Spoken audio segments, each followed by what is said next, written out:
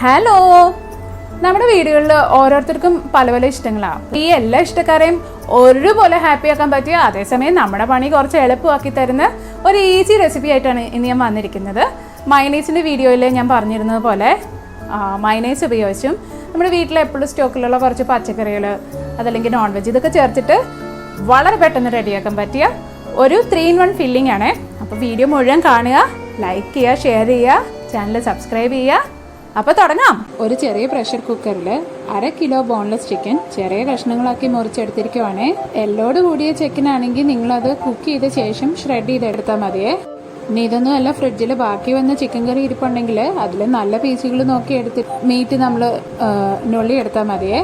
ഇതിലേക്ക് 1/4 ടീസ്പൂൺ ഉപ്പ്, 1/2 ടീസ്പൂൺ കുരുമുളക് പൊടി എന്നിവ ചേർത്ത് ഇളക്കിയ ശേഷം ഹൈ ഫ്ലെയിമിൽ ഒരു 3 വിസിൽ വരുന്നിടം വരെ പ്രഷർ കുക്ക് ചെയ്യണേ. ഒരു 10 മിനിറ്റെങ്കിലും വെയിറ്റ് ചെയ്ത ശേഷം മാത്രമേ ലിഡ് തുറക്കാവുള്ളേ. അപ്പോൾ ഇത് നോക്കി, നമ്മുടെ ചിക്കൻ നന്നായിട്ട് കുക്കായിട്ടുണ്ട്. ഇനി പീസുകൾ ഷ്രെഡ് ചെയ്തെടുക്കാൻ വളരെ ഈസിയാ, ജസ്റ്റ് സ്പൂൺ വെച്ചിട്ട് ചെയ്താൽ മതി കേട്ടോ. ഇനി ഒരു പാത്രത്തിലേക്ക് ചെറുതായിട്ട് കൊത്തിയരിഞ്ഞ ഒരു സവോള, ഒരു തക്കാളി, ഗ്രേറ്റ് ചെയ്ത ഒരു medium size carrot, 1/2 cup cabbage എന്നിവ ചേർത്ത് ഇതിലേക്ക് 1/2 ടീസ്പൂൺ ഉപ്പ്, 1/2 ടീസ്പൂൺ കുരുമുളക് പൊടി, 1 ടീസ്പൂൺ നാരങ്ങ നീര് എന്നിവ ചേർത്ത് ഇളക്കിയ ശേഷം ഇനി നമ്മൾ ഷ്രെഡ് ചെയ്ത് വെച്ചിരിക്കുന്ന ചിക്കൻ ഇതിലേക്ക് ചേർത്തിട്ട് ശരിക്കും ഇളക്കി കൊടുക്കണേ. ഞാനിവിടെ വെജിറ്റബിൾസിനേക്കാളും കൂടുതൽ ചിക്കൻ 1/2 കിലോ ചിക്കൻ ചേർത്തിട്ടുണ്ട്. ഇനി ഇതിലേക്ക് 1.25 കപ്പ് മയണൈസ് ചേർത്ത് മിക്സ് ചെയ്ത് കൊടുക്കണേ. വളരെ എളുപ്പത്തിൽ 1 മിനിറ്റിൽ വീട്ടിൽ എങ്ങനെ മയണൈസ് ഉണ്ടാക്കാം എന്നുള്ളതിനെ കുറിച്ചുള്ള വീഡിയോ ഞാൻ കഴിഞ്ഞ ആഴ്ച അപ്ലോഡ് ചെയ്തിട്ടുണ്ട്. അപ്പോൾ അത് കാണാത്തവരുണ്ടെങ്കിൽ നിങ്ങളത് കണ്ടു നോക്കുക. അപ്പോൾ ആദ്യം തന്നെ മയണൈസ് അങ്ങനെ റെഡിയാക്കി വെച്ചിട്ട് നിങ്ങൾ ഈ ഫില്ലിങ്ങിൻ്റെ ബാക്കി കാര്യങ്ങൾ ചെയ്യണേ.